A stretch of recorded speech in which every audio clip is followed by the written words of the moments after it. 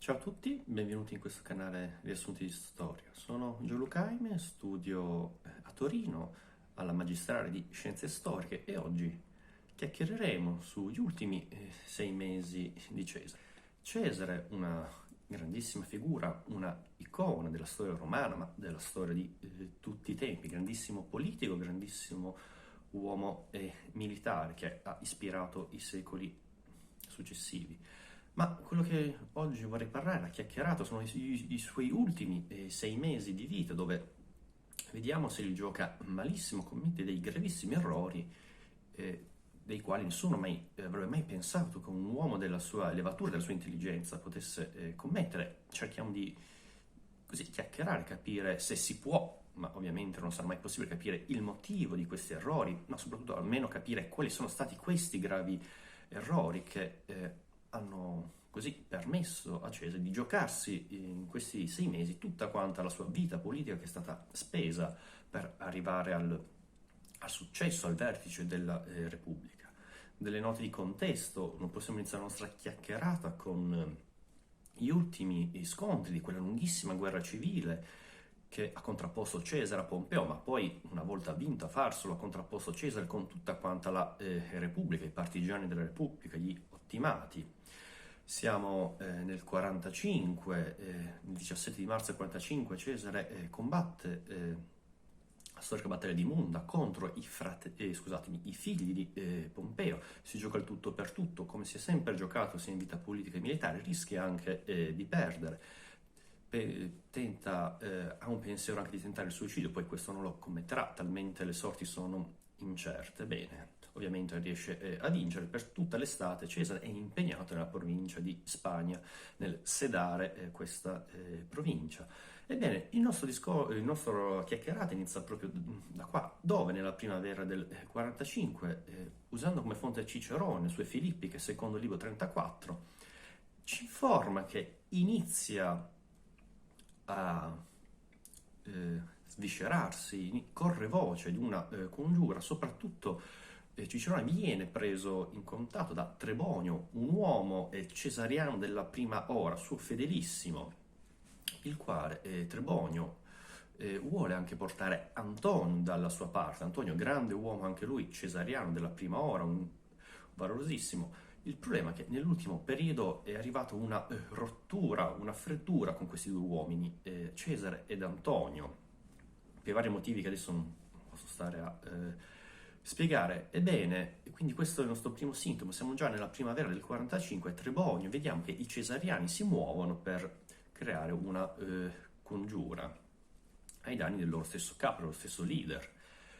Ebbene, e già qui vediamo come i cesariani non si vedono più nella figura. I cesariani possiamo dire che hanno creduto effettivamente che Cesare, il suo intento fosse quello di riportare una repubblica, guarirla. I veri nemici della repubblica erano stati Pompeo e gli ottimati.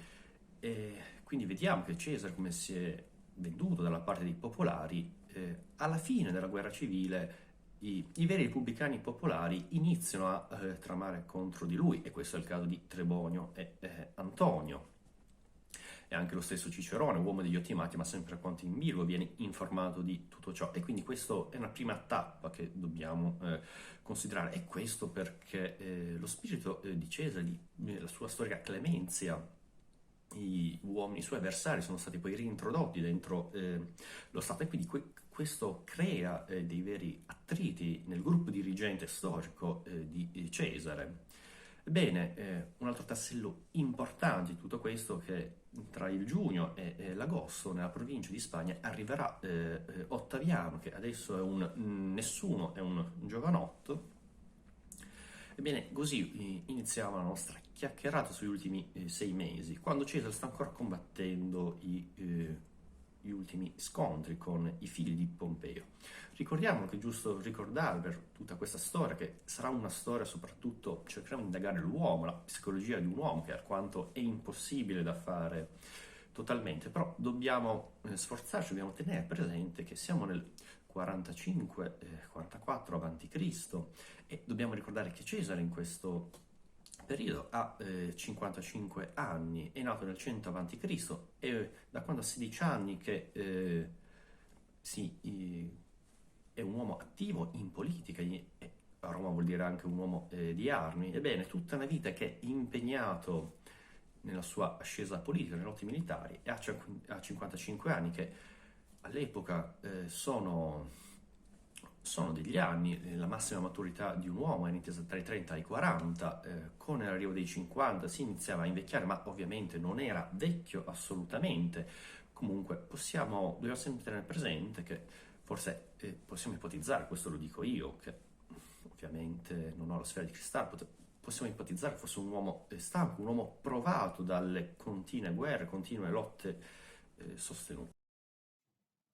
Bene, siamo arrivati nel giugno ed agosto del 45, quando Ottaviano arriva nella provincia di Ispania. Ormai la guerra è assolutamente a favore di Cesare. La cosa importante è che qui vediamo il 13 settembre del 45, nel testamento Cesare mette come suo erede politico, quindi Ottaviano viene adottato.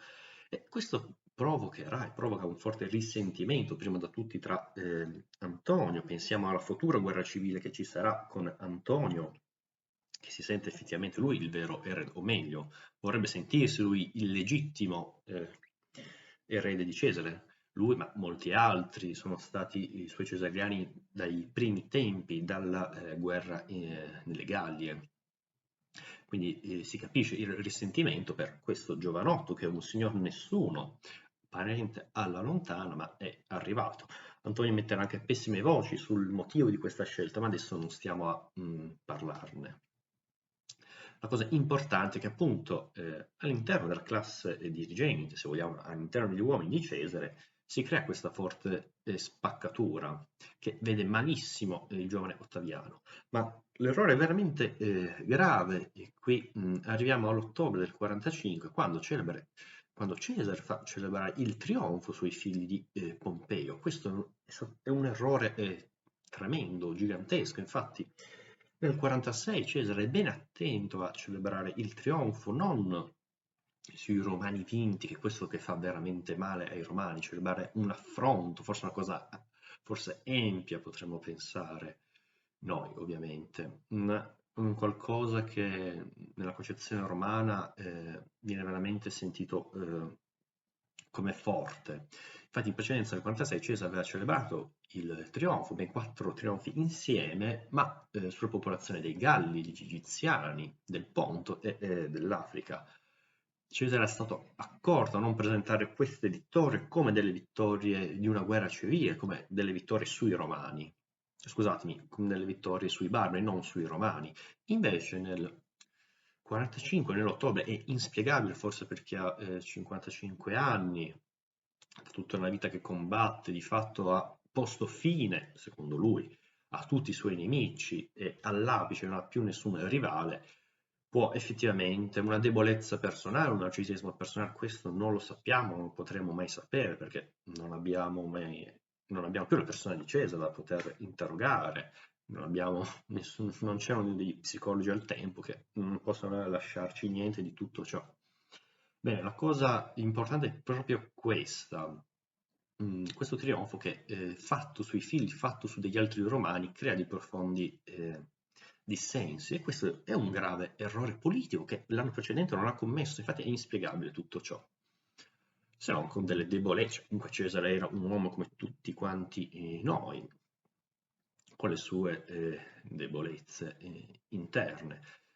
La cosa importante, come abbiamo già detto prima, parlando di Trebonio, di Antonio, quindi questi cesariani che si allontanano sempre più dalla figura di Cesare, sia per il fatto di questo giovanotto Ottaviano che è arrivato e prende tutto, ma sia perché di fatto possiamo vedere che i cesariani alla prima ora erano dei fedeli repubblicani popolari, e qui la fonte che ho preso in esame, il libro di Luciano Canfora, fa un ottimo parallelismo, e prendendo come a sua volta la fonte di Napoleone, che una volta a Sant'Elena fa i commentari della guerra civile. Napoleone, grandissimo stratega, un uomo politico, Napoleone si rivede in Cesare, ma anche gli stessi anche storici adesso vedono queste due figure delle forti similitudini, oltre per la grande strategia militare, ma proprio per figure politiche. Infatti si è coniato il termine, la figura Cesare bonapartista, che è questa figura politica che abilmente riesce a tenere il piede in due scarpe. L'esempio è sia di Cesare che Napoleone, vediamo in questo caso vabbè, Napoleone, figlio del prodotto della rivoluzione, ma anche lì fa un impero, va un po' contro la Repubblica, ma adesso non stiamo a parlare di Napoleone prodotto e non della rivoluzione, parliamo di Cesare, vediamo che Cesare sì, è nelle istanze mh, popolari, della parte popolare, ma come prima cosa fa ritornare, fa erigere le statue di Silla e di Pompeo, suoi avversari, diversamente come aveva fatto lo stesso Silla, una volta al potere, che aveva fatto abbattere le statue dei suoi avversari, Cinna e Mario. Quindi un atto di pacificazione, però appunto non è un popolare estremista radicale. Vediamo che il realismo di Cesare sa che per governare, qui Napoleone lo dice apertamente, ha bisogno di comunque di possiamo dire scendere a patto, comunque far integrare quella classe dirigente dei ricchi, quella classe che ha sempre governato. Quindi un'apertura verso gli ottimati era doverosa, e qui Napoleone che ci vede lungo e ha perfettamente ragione. Quindi possiamo capire il risentimento dei suoi veterani, delle parti popolari, cioè Cesare è importante, non è un popolare radicale come poteva essere Clodio, come poteva essere Catilina, che le istanze di qualsiasi movimento democratico, forse una parola grossa, qualsiasi movimento popolare radicale, qui veramente da Cesare, da Cinna, arriviamo fino ai livellatori del XVI secolo, della rivoluzione e della guerra civile inglese. I popolari radicali sono per la cancellazione dei debiti, pensiamo che solo a Solone, siamo nel VI secolo a.C., sono istanze fortemente popolari, quelle che stanno al cuore del popolo, sono la cancellazione dei debiti e una riforma agraria, ridistribuire la terra. E qui vediamo che Cesare sostanzialmente non fa tutto questo, non è, quando va al potere, che avrebbe il potere effettivamente di farlo, non fa queste politiche fortemente popolari. Quindi vediamo che la figura di Cesare non è quella di un rivoluzionario che vuole, come dire, cambiare le carte in tavola, quindi cambiare la proprietà. Appunto, abbraccia sia lui è un uomo popolare che comunque il suo realismo per governare, qui Napoleone ci vede lungo, abbraccia quelle istanze più moderate degli ottimati, non li cancella, non li perseguita. Forse sarà questo il suo grande errore. Infatti, tra i congiurati ci saranno, vabbè, oltre ai cesariani che non sono ben convinti dell'ala della sua uscita negli ultimi 6 mesi alquanto monarchica, ci saranno ovviamente quei repubblicani irriducibili, che sono comunque ancora lì perché Cesare non li ha voluto perseguitare, non li ha voluti uccidere, la storica clemenzia di Cesare. Ebbene, questo è un gravissimo comunque errore, tornando a noi, il trionfo sui figli di Pompeo e questa politica in stile Cesare bonapartistico, quindi un compromesso tra le sue figlie uomini, un ritorno dei suoi avversari politici. E adesso, grazie a Svetonio, nel suo libro Vita di Cesare, 76, faremo una carrellata dei gravissimi errori che secondo lui portarono alla condizione di che uccidere Cesare sarebbe stato un gesto a buon diritto per la Repubblica, per la salvezza. Commette degli errori che la sua grande intelligenza politica, uno, non aveva mai commessi, ma il suo realismo doveva comunque fermarlo, e non si capisce perché Cesare commetta questi errori. Ebbene, in una repubblica romana, appunto, un gravissimo errore era quello di tenere nella stessa persona un consolato continuo, una dittatura perpetua e la prefettura dei costumi. Questi poteri che erano sentiti come appunto un sentimento monarchico, se vogliamo anche tirannico alla greca, in una sola persona. Nella Repubblica Romana erano inaccettabili. Inoltre il soprannome padre della patria il fatto che la sua statua, ha fatto erigere la sua statua fra quella dei re, non poteva che suscitare risentimento e indignazione. Un altro esempio è il suo seggio sopraelevato nell'orchestra o dei, di alcuni decreti superiori a alla condizione di qualsiasi uomo, come ad esempio un seggio d'oro nella curia e dinanzi al tribunale, o addirittura nel circo un carro con una portantina che portava la sua immagine nelle cerimonie del circo. Bene, sono proprio dei segnali, dei gesti di un forte potere monarchico, che la Repubblica Romana, che ancora adesso esiste, benché ci sia l'uomo Cesare sopra il comando, ma anche quando c'era Silla si è sempre parlato di Repubblica, quindi anche in questo caso è giusto dire anche Repubblica. Bene, non si spiega perché fare questi errori così gravi che avrebbero portato inevitabilmente a un forte dissenso. Inoltre, vabbè, il fatto di avere la dittatura perpetua, ne parleremo in seguito. Un altro fatto gravissimo, e qui un uomo popolare come lui, della sua politica, sa quanto è impopolare, infelice inimicarsi i tribuni della plebe. E qui, durante il trionfo ai figli di Pompeo, che abbiamo appena detto quanto sia stato poco accetto dai romani, il tribuno della plebe, Ponzio Aquila, è l'unico che non si rifiutò di alzarsi al passaggio del suo carro, durante ovviamente il trionfo di Cesare sui figli di Pompeo, e questo fu un atto fortemente sgradito nei confronti di Cesare, il quale lo ammonì, gli gridò contro, e poi nei giorni successivi, ogni volta che prometteva qualcosa, un discorso pubblico, diceva, tra virgolette, ben inteso col permesso di Aquila. Quindi un uomo come lui della parte popolare sa quanto fosse mm, non produttivo, infelice dal punto di vista politico, inimicarsi un tribuno della plebe. Sempre contro i tribuni, tornando dalle feste latine, vide che una folla, anche qui, decide di incoronare una statua di Cesare, incoronarla con delle fasce, quindi dargli una figura regale. E qui i tribuni della plebe, eh, Marullo e Flavo, decidono di togliere le bende, di far arrestare l'uomo. Cesare, dinanzi a questa scena, è profondamente seccato, e oltre a rimproverare i tribuni, successivamente li rimuove. E qui veramente si capisce che sta governando in prima persona, ma oltre tutti quanti i limiti. Ancora un esempio, sempre la plebe, la folla, una volta lo salutò re, rispose di chiamarsi Cesare. Un altro esempio, qui si vede effettivamente, possiamo dire con estrema riguardo, i limiti di Cesare. Cesare è nato al 100 a.C., è un uomo repubblicano, i suoi paradigmi sono repubblicani. Sul grande limite adesso politico è di non vedere oltre la Repubblica e di comportarsi con delle strutture che sono sempre tipicamente repubblicane, come ad esempio la dittatura, ma non riuscire a creare altro.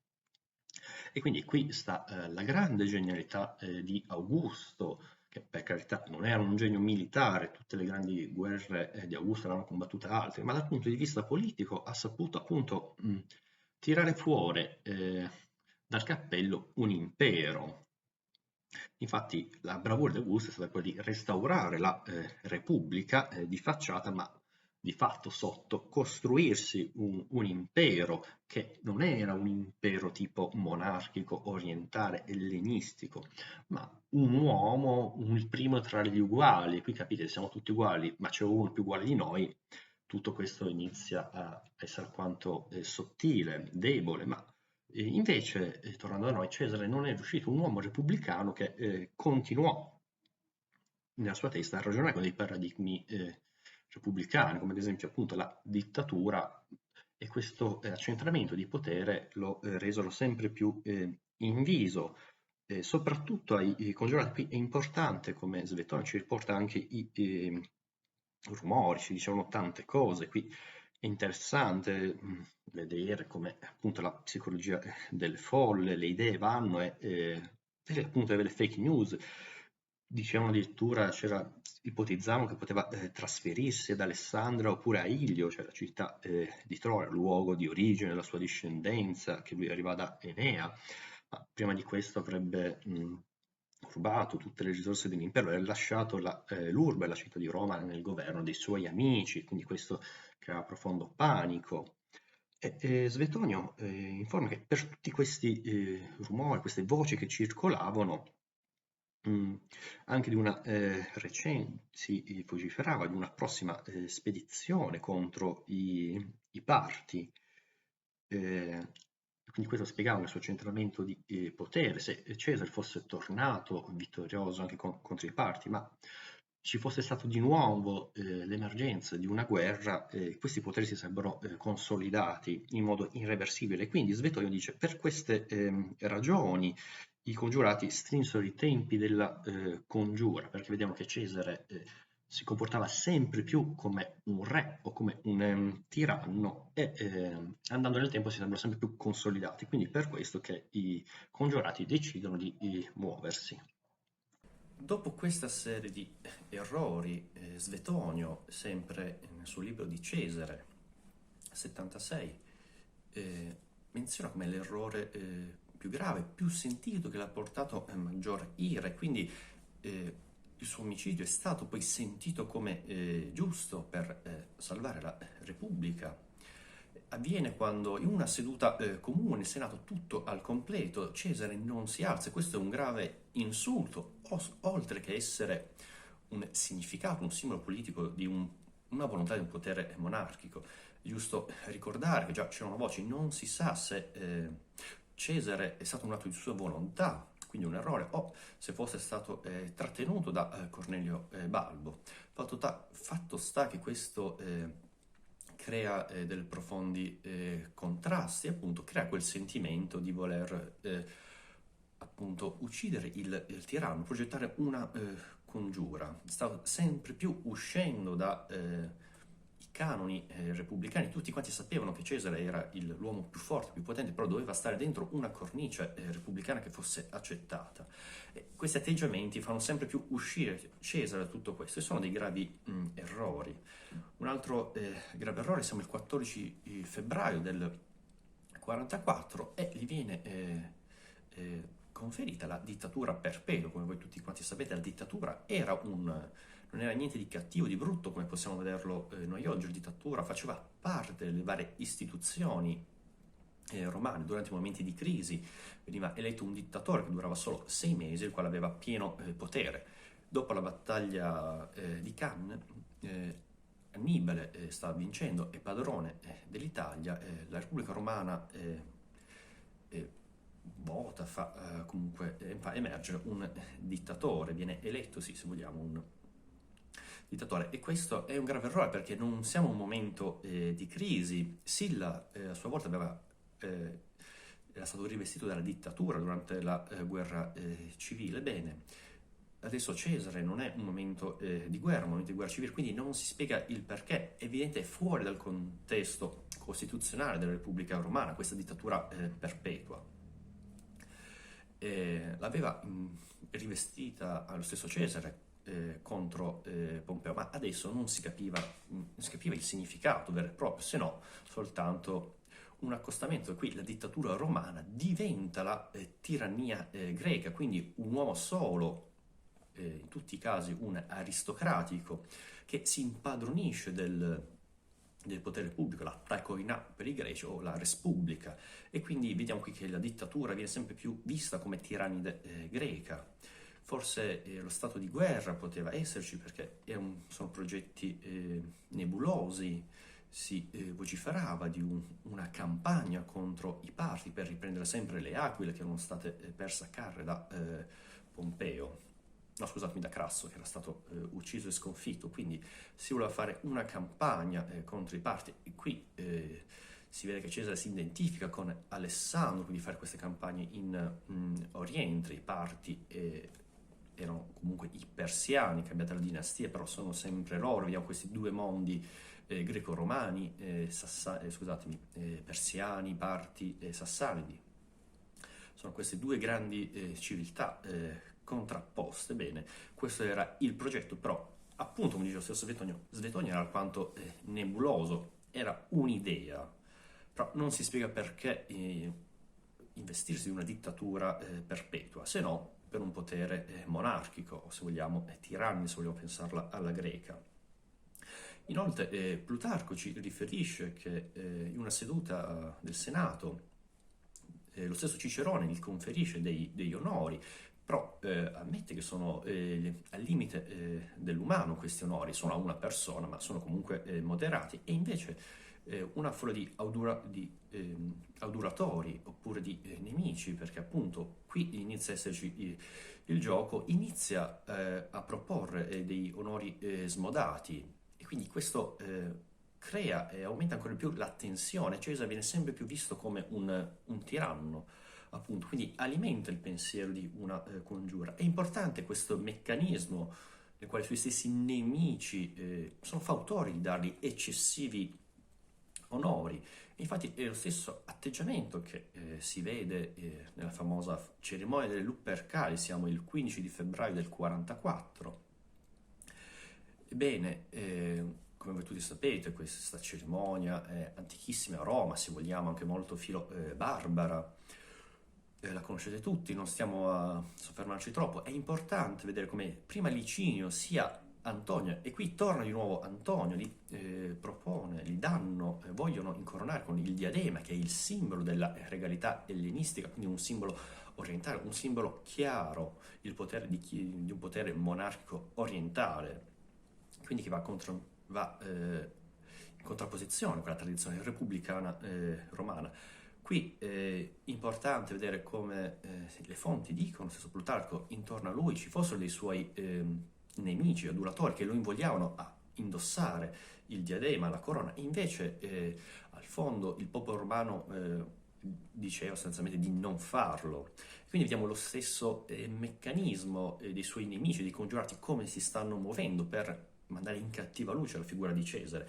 Cesare ovviamente non l'accetta, come tutti quanti sapete, anzi ordina che Giove al Tempio Capitolino sia incoronato, perché lui è il vero re. E Plutarco ci riferisce anche che lo stesso Cesare, rivolgendosi alla folla, al popolo, indica e mostra il collo, indicando come se sono un tiranno, sono un nemico, uccidetemi adesso. Quindi il realismo di Cesare, secondo Plutarco, emerge anche in questo. Ha capito benissimo che giochi si stanno facendo contro di lui. Alla fine, giusto per concludere, ricordiamo la sera prima della sua congiura, del suo attentato. Siamo il 14 marzo del 44, siamo a casa di Lepido. Ebbene, ovviamente una cena romana di aristocratici, si discute un simposio alla greca. Ebbene, si discute su quale tipo di morte sia preferibile, e tra gli stessi invitati ci sono quelli che il giorno successivo saranno dei congiurati. Quindi vedete come la cerchia dei nemici sia proprio dentro gli uomini di Cesare, e Cesare comunque risponde che la morte preferita sarebbe veloce ed immediata. E infine, quella stessa notte, 14 marzo, la moglie di Cesare ha degli incubi, un fulmine rompa il tetto della casa, e lo stesso Cesare ha un sogno premonitore, sogna di elevarsi nell'edere, nel cielo, sopra le nubi, di essere stretto a sé, accolto dallo stesso Giove. Bene, questo sogno, un sogno che annuncia una morte, un'ascesa, può essere, ma può anche essere ovviamente un sogno di un megalomane, un uomo che ormai pensa di essere arrivato all'apice, si sente come un dio, come appunto un re. Forse queste cose sono tutte e due allo stesso uomo, la stessa figura di Cesare, e con questo sogno, ormai questa mattina che siamo arrivati al 15 di marzo, si conclude la nostra chiacchierata.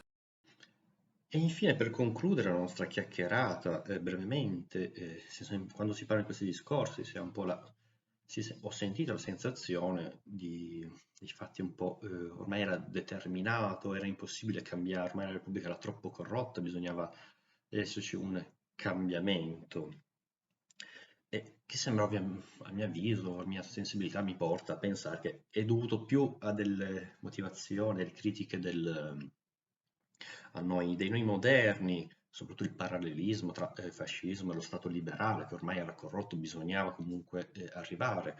Comunque quel genere di politica di destra vede sempre con favore, come lo stesso fascismo ha visto con favore l'impero di Roma, e quindi c'è questo sentimento che ormai Cesare, la Repubblica dovesse finire, era il destino.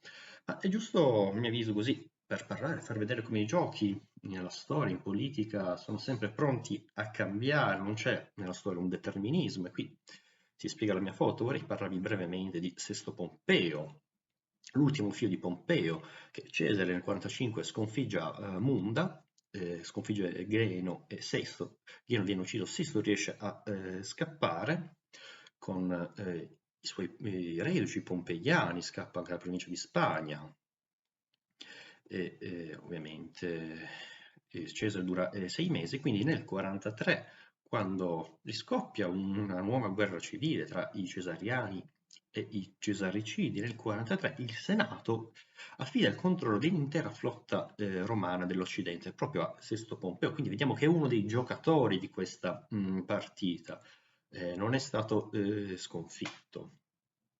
Arriviamo nel 42 col secondo triumvirato, e vediamo che infatti lo stesso Sesto Pompeo è messo nelle liste di proscrizione. Qui i cesariani, parlo di Antonio, Augusto e anche Lepito, decidono di non fare, se vogliamo, quell'errore che ha fatto Cesare della clemenzia, ma con le leggi di proscrizione, quindi un'arma sillana di porre fine immediatamente agli avversari politici. E quindi vediamo che tra queste leggi di proscrizione troviamo anche lo stesso Sesto Pompeo, il quale va in Sicilia, diventa il suo centro e attua una vera politica di pirateria, quindi anche qui una figura alquanto, se vogliamo, leggendaria, che ci sono poche fonti, ma che meriterebbe essere ricordata e essere anche studiata. Questi pirati erano esuli di tutte queste liste di proscrizione, erano anche proscritti appunto, seguaci repubblicani, pompeiani, ma anche ex schiavi, e quindi in Sicilia, nel 42, fa questa grande attività di pirateria, lui che ha il controllo della flotta occidentale. Ma successivamente nel 40, andiamo veloci, a Brindisi fa un accordo con i triumviri, i quali si stanno concentrando contro appunto i cesaricidi. Sesto viene lasciato il controllo della Sicilia, della Sardegna, della Corsica e del Peloponneso. Quindi questo controllo del Mediterraneo centrale. Nel 1935 avviene l'amnistia per i pirati, ma successivamente le cose vanno di nuovo a inclinarsi, perché per Augusto e anche per Antonio è sempre stato un problema. Sesto Pompeo poteva essere il candidato più legittimo, figlio di Pompeo Magno, repubblicano, era un avversario alquanto temibile. Vediamo che arriva a uno scontro nel 1938, addirittura Sesto sconfigge a Messina la flotta di Agrippa, cioè tra parentesi, quindi sconfigge Ottaviano, ma ovviamente, come tutti voi sapete, vincerà alla fine la partita Augusta. Infatti nel 36 stavolta Agrippa sconfigge a Nauloco, Sesto Pompeo, nella Sicilia nord-orientale lo sconfigge, è costretto a scappare, e infine Sesto viene giustiziato senza un processo a Mileto, un'isola appunto anche qui l'uomo di mare dell'Egeo. Viene giustiziato senza processo, nonostante nel 1935 avesse avuto l'amnistia dalle leggi di proscrizione. Questa è proprio cosa evidente ormai di una guerra civile, che non si vogliono fare più, se vogliamo, gli errori che aveva fatto Cesare, di mantenere questi nemici che erano sempre pericolosi. E infatti, Sesto Pompeo, quello che voglio evidenziare è proprio questo, il fatto che nella storia non c'è nessun determinismo. Di fatto noi ha vinto Augusto, ma poteva anche andare oltre. Se vogliamo dire con estrema cattiveria, la grande fortuna dell'impero è appunto che questo giovanotto che è arrivato dal nulla, quanto Geracerino, che non ha sempre mai goduto di una buona salute, vive per parecchio tempo, e quindi questo dà pace e permette al suo potere di consolidarsi. ipotizzo, la storia non si fa mai con i sé, ma se fosse morto giovane, chi lo sa che cosa sarebbe successo dell'impero, e quindi non bisogna, in conclusione, non bisogna mai prendere la storia, questa storia qui, la fine della Repubblica Romana, come qualcosa di determinato. Ovviamente era corrotta, ma da secoli e tutto. Abbiamo come un esempio: se avesse vinto Catilino, come sarebbe andata? La storia forse sarebbe stata in modo completamente diverso. E nulla, con questa piccola parentesi, questo piccolo focus su Sesto Pompeo, questo pirata del Mediterraneo, concludo qua. Come sempre, alla fine delle nostre chiacchierate mostro le mie fonti ed è questo libro di Luciano Canfora, Giulio Cesare, dittatore democratico. Questa fonte, libro moderna, l'ho usata altre volte in altri miei video, sono stato profondamente contestato, ma secondo me è una buona lettura. Canfora ovviamente, profondamente critico, gli piace creare appunto pensieri ostili, profondamente polemico, quindi è una buona lettura. Poi ovviamente un grandissimo professore universitario, un grandissimo studioso di storia greca, quindi non solo storia greca, storia romana, lui il mondo antico lo conosce i concetti politici, e poi ovviamente è un pensatore che ragiona sempre con il suo presente, quindi un pensatore Canfora complesso, che però merita come prima lettura. Ce ne sono comunque tanti di libri su Cesare. Io, per mia comodità di studi, mi sono avvicinato a lui, e qui troverete il mio discorso è nato con questa lettura, però vi invito anche di leggere altro, c'è tanto, e ovviamente vi invito anche di commentare liberamente in modo civile. Se non siete d'accordo con me, se volete puntualizzare, ovviamente fatelo benissimo, non sono il padre eterno che dà lezioni di vita. E nulla, come sempre spero di avervi annoiato, ma non troppo.